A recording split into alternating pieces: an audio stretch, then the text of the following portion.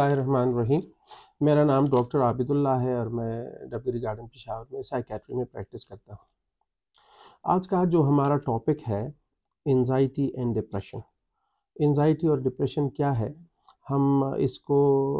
بھی سمجھیں گے اور اس کی جو ڈیفینیشنز ہیں وہ ہمیں سب کچھ بتا دے گی کہ اس کے سائن اینڈ سمٹم کیا ہے، ہم کیسے پہچانیں گے، ایک عام بندے کو کیسے پتہ چلے گا کہ اس کو انزائٹی اور ڈپریشن ہے،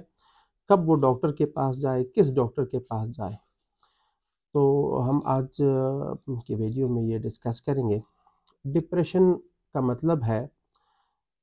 اس کی جو بہت سی ڈیفینیشن ہے، لیٹسٹ ڈیفینیشن اس کی یہ ہے کہ it is a reaction to a loss, کسی چیز کے کو جانے کے رد عمل کا نام ڈپریشن ہے۔ اور اس کو ہم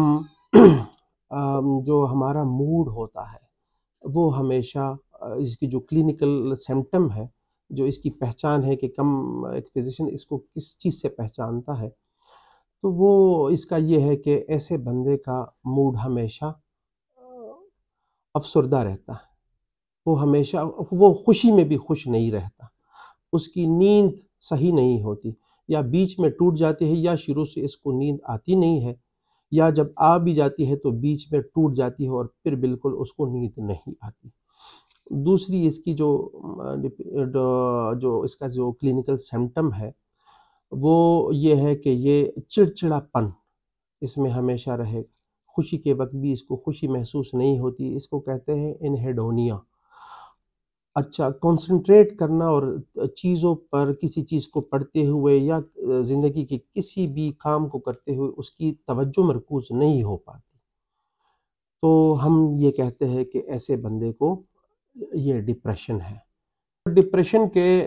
یہ جو ہم نے اس کے کلینکل سمٹم بتائے ہیں، یہ اگر 2 ہفتوں سے زیادہ ہو تو ہم یہ کہیں گے کہ یہ ڈپریشن ہے۔ اس سے زیادہ اگر اور چلے جائے اور کرونک ڈپریشن ہو تو اس میں، یا میجر ڈپریشن ہو تو اس میں اگر بندہ ڈاکٹر کے پاس نہ چلا جائے اور اس کی دوائی اس کو نہ ملے تو وہ اس کو پھر خودکشی والے خیالات آتے ہیں، سوسائیڈل تھاٹس آتے ہیں، سوسائیڈل آئیڈیشن ہوتی ہے، اور اگر آخر کار اس کو تب بھی پھر یعنی کسی معالج سے علاج نہ ملے تو فائنلی وہ خودکشی کر بھی جاتے ہیں، وہ افیکٹ کامیاب ہو ناکامیاب ہو تو سوسائیڈل اٹیمپٹ کر لیتے ہیں، تو اس کو میجر ڈپریشن ہوتا ہے۔ تو اس میں اگر علاج نہ ملے، شروع میں ڈاکٹر کے پاس نہ جایا جائے تو اس سے پھر یہ سوسائیڈل آئیڈیشن تھاٹس اور سوسائیڈل اٹیمپٹ پہ مریض چلے جاتے ہیں۔ اچھا،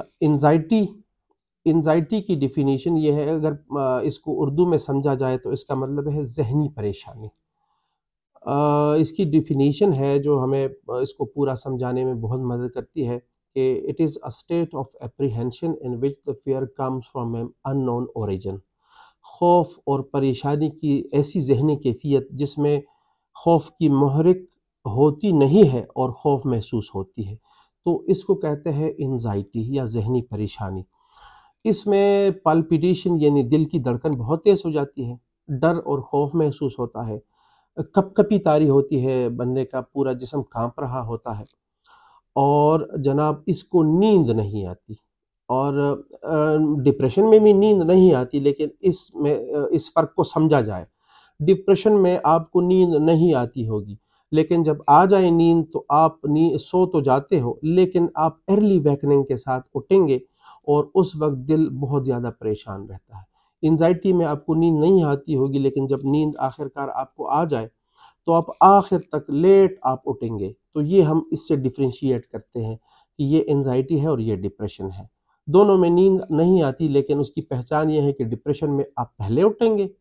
اور ڈیزرٹڈ موڈ کے ساتھ اٹھیں گے، غمزدہ ذہن کے ساتھ آپ اٹھیں گے اور پریشانی کے عالم میں، جبکہ انزائٹی میں آپ جب سو جاتے ہو ایک بار تو پھر آپ نیند پورا کر لیتے ہو اور لیٹ آپ کی اویکننگ ہوتی ہے، تو یہ ہم پہچان کرا دیتے ہیں۔ اچھا، انزائٹی میں یہ ہے کہ آپ ہمیشہ پریشانی کی حالت میں رہتے ہو، ڈر اور خوف محسوس ہوتا ہے، دل کی دھڑکن تیز ہو جاتی ہے، پینکس اٹیکس پڑتے ہیں، پسینے بھی چھوٹ جاتے ہیں، اور لرزہ طاری ہوتا ہے جسم پر، تو یہ ہوتی ہے انزائٹی۔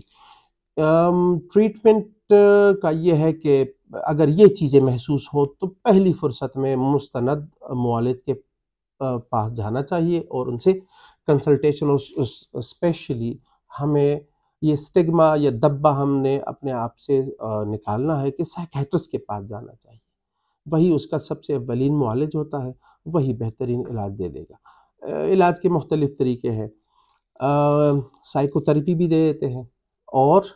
میڈیسن پہ بھی ڈال دیتے ہیں، تو اور یہ مکس بھی کر لیتے ہیں، یا تو آپ کو شروع میں سائیکو تھراپسٹ کے پاس اور سائیکو تھراپی ملتی ہے یا سائیکولوجیکل کاؤنسلنگ، اس کے بعد پھر آپ کو میڈیسن میں بھی ڈال دیتے ہیں۔ اچھا، اس کے مختلف سٹیجز ہیں۔ کسی کی انزائٹی فرسٹ 3 منتھس کے لیے معالج آپ کو دوا دے دیتا ہے، اور اگر ریلیپس اس میں نہ ہو تو آپ کو ٹیپرنگ کر کے آپ سے دوائی چڑھوا دیتے ہیں اور آپ ٹھیک ہو جاتے ہیں، اور وہ حالات جن کی وجہ سے آپ کو یہ ہوا ہے تو اس سے ایوائڈ کرنے کے وہ گائیڈ لائن دیتے ہیں، وہ بہت ضروری ہے، ادروائز آپ کو پھر سے ریلیپس ہو جاتی ہے۔ اگر 3 مہینے کے بعد ریلیپس نہ ہو تو دوائی آپ کو ٹیپرنگ کر کے چھڑوا دیں گے، نہیں تو آپ کو 6 منتھ پہ ڈال دیتے ہیں۔ 6 منتھ میں آپ کا فزیشین، آپ کا معالج، آپ کا سائیکیٹرسٹ دیکھتا ہے کہ اگر موڈ آپ کا ایلیویٹ ہو چکا ہے اور آپ میں تمام سمٹم ختم ہو گئے تو وہ بھی ٹیپر کر کے آپ کی دوا آپ سے چھڑوا لیں گے، نہیں تو ایسا بھی ہو سکتا ہے کہ وہ 1 سال کے لیے کم از کم آپ کو دوائی پہ رکھے اور پھر آپ کو مانیٹر کرتے رہے، فالو اپ ہوتا رہے، تو وہ آپ کو گائیڈ لائن دیتا رہے گا۔ دیکھیں، بالکل ہمارے ہاں ہمارے پاس سب سے بڑا جو ہتھیار ہے ہمارے دین کا ہے، ہمارے دین کے ساتھ ٹچ رہا جائے، ذکر اذکار، نماز کی پابندی، اور اپنے کولیگس کے حقوق کا خیال رکھے، ماں باپ، بہن بھائی، جو دوست ہے، جو ملنے والے ہیں، ان کے اچھا دوسروں کے کام میں ٹانگ نہ اڑائی جائے، دوسروں کے پرابلمس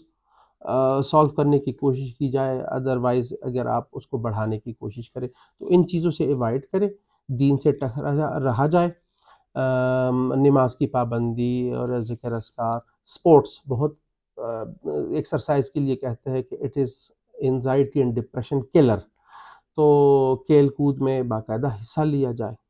ٹھیک ہے، یہ نارمل غذا، قدرتی خوبصورت، بالکل بے شک سستی ہو، وہ غذا لی جائے، سپورٹس، اور پھر مذہب کے ساتھ ٹچ رہا جائے، انشاءاللہ یہ چیزیں نہیں ہوں گی۔ اس میں صرف ایک چیز ہے کہ آپ اس کو مورل سپورٹ دے دیں۔ دوسری بات یہ ہے کہ اگر وہ دوائی صحیح نہیں لے رہا یا معالج کے پاس نہیں جا رہا تو اس کے لیے اس کو تیار کیا جائے اور مستند معالج سے اس کو علاج کی ترغیب دی جائے، تو یہ آپ کر سکتے ہیں، مورل سپورٹ اور اس مستند معالج سے ٹائم پر صحیح علاج لیا جائے، تو یہ آپ کا ایک بہت بڑا رول ہو سکتا ہے۔ تھینک یو ویری مچ، السلام علیکم۔